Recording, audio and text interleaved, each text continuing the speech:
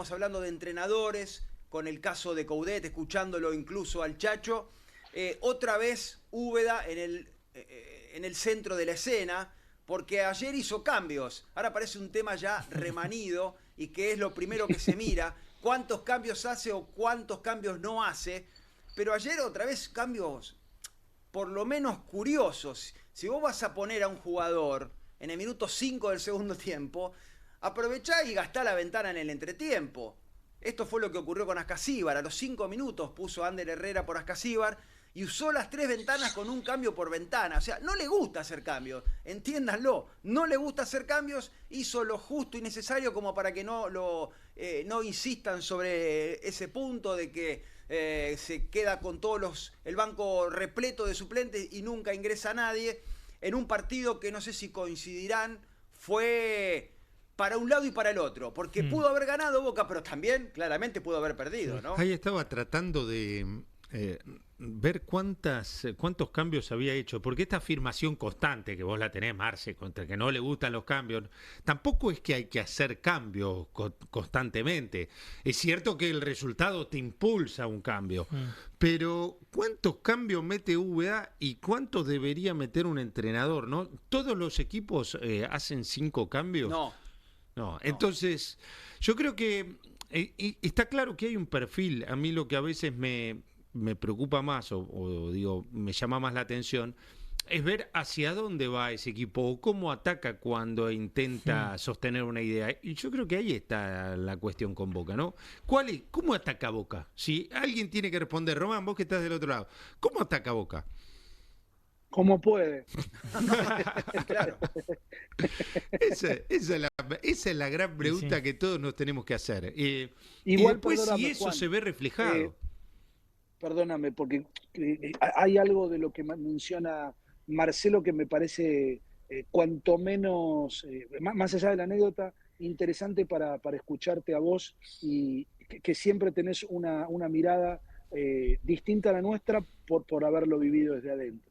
Una pregunta que hago antes de lo que te quiero preguntar, Juan, porque hay algo que no quiero que se me escape. Unión no hizo ningún cambio para el arranque del segundo tiempo, ¿no? ¿O sí? No.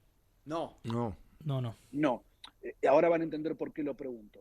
Porque, claro, Marcelo menciona, lo sacó a Casíbar a los 5 minutos para ponerlo a Ander Herrera. Bueno, a ver, tratemos de entender por qué el cambio lo hizo a los 5 minutos. ¿Qué busca un entrenador cuando hace un cambio a los 5 minutos? Juan, tendría que ver, y por eso pregunté, porque a veces el entrenador rival hace algún ajuste, hace algún cambio, entonces vos no querés demorarte demasiado en lo que ya estás pensando. Y el cambio lo haces a los 5 minutos, viendo lo que te cambió el rival.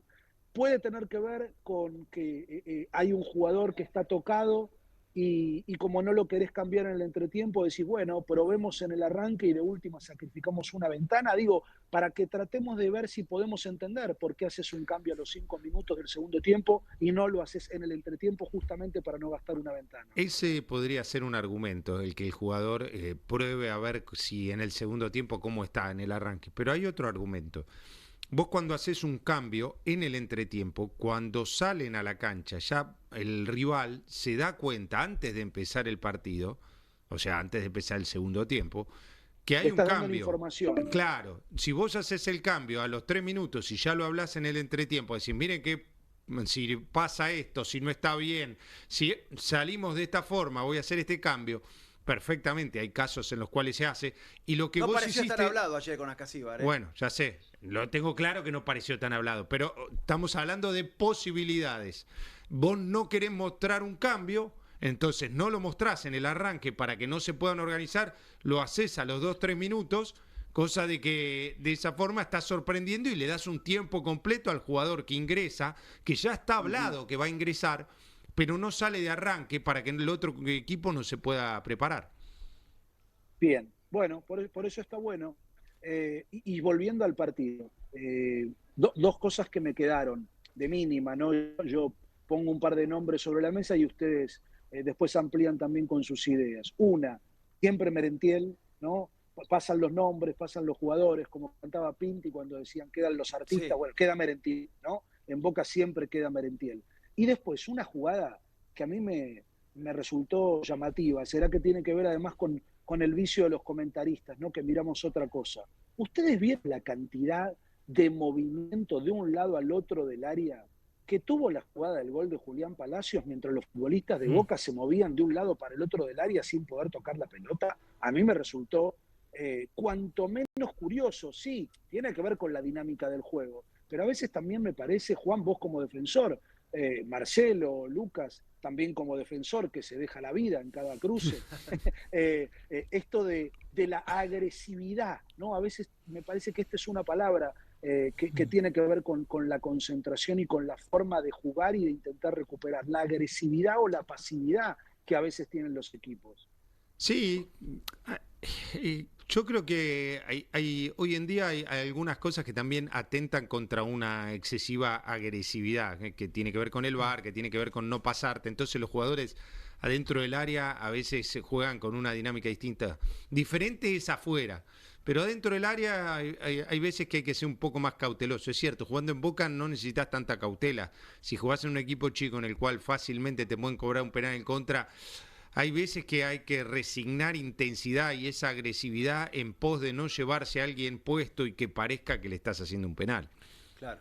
Ayer Unión también hizo mucho de, el equipo de Unión y de Malón que está haciendo estos últimos partidos, ¿no?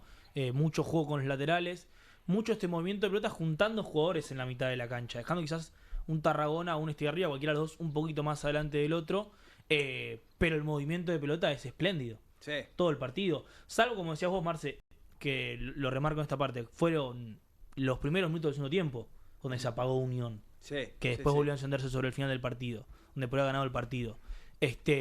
Pero para mí ahí estuvo la diferencia, ¿no? Hoy Unión es un equipo que sabe lo que juega, y Boca juega el juego directo, quizás el centro de Blanco, alguna que otra jugada también en movimiento con los mediocampistas, pero encuentra los goles casi siempre derivando de un centro. Sí.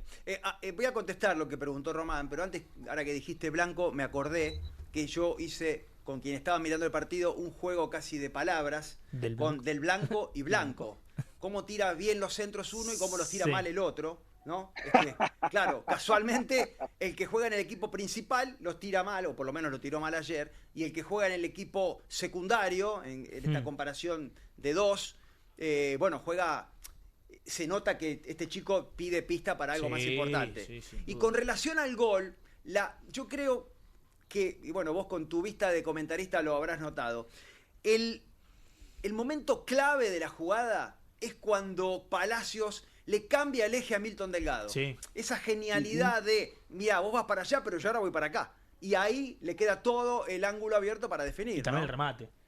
Claro. Es eso, hay una imagen desde detrás del arco de Mansilla casi, en donde se ve cómo la pelota toma un efecto en donde parece como cuando en el golf se juega dentro del pater y los jugadores saben de la caída de la cancha, ¿no? Y meten el roscazo que parece que la pelota se va a ir al lado del palo de afuera y se cierra en el momento justo. Digo porque Marchesín quedó tan inmóvil, ¿no? Que parecía que podía haber hecho algo más. Y cuando vos ves la cámara de atrás del arco de Mansilla, te das cuenta que la pelota primero esquiva al marcador de Boca y después se cierra justo al lado del caño. Honor para Unión, lo que ha logrado Madelón también es muy, muy interesante, muy interesante. Es un equipo con mucha solidaridad, pero eso sería reducirlo, un equipo muy dinámico, muy, muy directo, que sabe muy bien cómo puede lastimar al rival y que también vamos a ver cómo se termina de configurar después el campeonato cuando llegue a los playoffs. Pero hay algo que tiene Unión que yo no veo en tantos equipos sacando los que están obligados. Es un equipo al que no le resulta incómodo jugando en casa tener que atacar, tener que tomar el protagonismo del partido.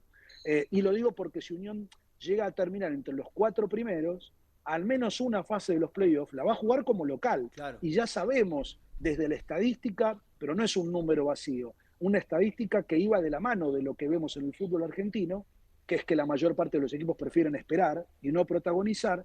Después de la primera ronda de playoff, lo que abundaron fueron resultados con victorias visitantes, no locales. Claro. Y un dato va de la mano del otro. Sí. Yo creo que Unión tiene a un mediocampista que tal vez no es tan nombrado, que se llama Profini y que juega Sí. muy bien. Y ya en varios partidos ha repetido esa actuación.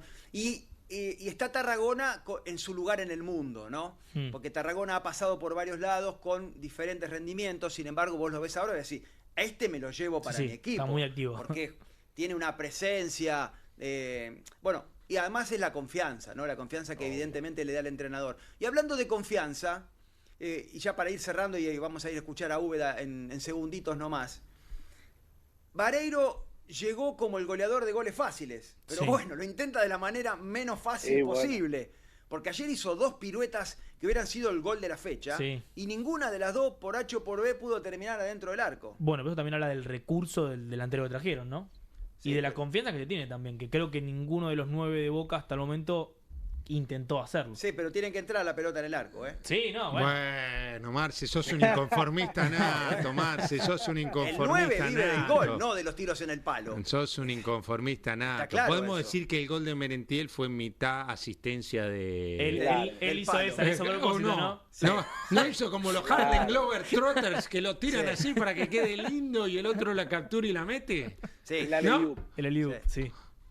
El Harlem Globetrotters. Tremendo, tremendo. ¿Quieren que escuchemos a Úbeda Sí. y después cerramos el panorama de la fecha, Marce? sí, vamos a escuchar, tenemos 2 audios del entrenador de Boca. A ver el primero. Ocupa que tengamos que ser más certeros a la hora de finalizar. Me preocuparía más si no generáramos situaciones. Creo que las situaciones las generamos y es cuestión de que empecemos a tener la fortuna también de poder o empezar ganando o concretar las situaciones que tenemos. Y ahora, casi como un mano a mano, vamos a enterarnos de qué pasó por la cabeza de Úbeda cuando propuso y realizó los cambios del partido de ayer. A ver cómo lo explicó. No, la salida de Ascasíbar, si ustedes vieron el partido, le molestó el isquiotibial y por eso fue el cambio. Yo me comunico visualmente con él y me hizo seña que había tenido una molestia en el isquiotibial y por eso fue el cambio.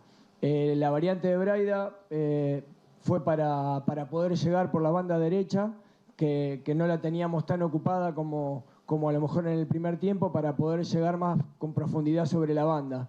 Y fue eso básicamente el cambio.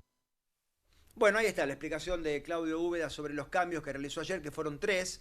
Se ve que alguien le dijo, ¿no? Mirá, no podés hacer uno solo en el minuto 91. Cuídate. Claro, tratá de que tu futuro vaya de la mano con tu actividad en la cancha. Y metió un par más, tampoco es que derrochó, hizo los 5, pero hizo lo justo y necesario, ¿no? Por lo menos en este caso fueron 3. Yo quiero traer algo, perdón, que no Sí. lo quiero dejar pasar también. El nivel de Ayrton Costa, que bajó el nivel Sí. comparado a lo que fueron los últimos partidos Sí, pasados mucho. de Boca. Y Sí, cómo Di Loro lo termina salvando en varias cuestiones Sí. por momentos donde parece que Ayrton Costa no puede volver a levantar el nivel que supo tener el semestre pasado. Ya hemos propuesto aquí una chance para Marco Pellegrino, pero todavía Úbeda no ve, cueste lo que cueste, lamentablemente. Sí, igual yo veo, ¿no? Las preguntas, sobre todo las de los cambios, a Úbeda son como... pero ¿por qué? ¿Por qué? ¿Por Claro. qué? A Sí, ver, sí, decinos sí. por qué. Son cuchillazos. No, es tremendo lo que lo No es interpelan. Y claro. no es un contanos la razón. A ver, explicar. Están dando un examen, Úbeda, todo el tiempo, Claro. incluso Y bueno, teniendo que No, responder. pero además su rictus está sí, a la sí. defensiva. Sí, porque lo totalmente. Hay escuchás como a tensión la ahí, ¿no? defensiva, tratando de explicarse Sí. por qué hace lo que hace. sí. Y ahora Sin duda. yo voy a entrar en... No sé cuál de ustedes dijo la semana pasada. Y a mí me pareció como que había otras cosas para mirar, pero ahora entiendo que tal vez forme parte de esta situación la cuestión de hace un cambio y por ahí se equivoca y por ahí el estadio lo reprueba, sobre todo en la Bombonera. Por ahí el estadio murmura porque le erró en el cambio. Yo pensaba que no lo hacía porque era su naturalidad, esa era la idea original, de que ni él ni Russo antes eran muy aficionados a gastar los 5 cambios. Pero ahora, después de que observo estas cuestiones, de que cada cambio tiene una interpelación, Digo, y bueno, debe estar también presionado, ¿no? Pensando cada puntualidad de cada cambio. Bueno, para no estar presionado, en su casa no estaría presionado, así que dirige a Boca, tiene que hacerse cargo de todas estas cuestiones y es natural que eso ocurra, ¿no? Y también creo yo, Marce, en ese sentido, que hacer un cambio en la Bombonera a veces es el murmullo de la gente de ¿a quién va a poner? No, va a poner a Braida. Que, o sea, el hincha de Boca está cuestionando mucho también a todos los suplentes, ¿no? Lo puso a este, lo pone a este otro. Creo que también eso genera que de visitante el ingreso de Velasco o el ingreso de Braida sea un poquito más sencillo.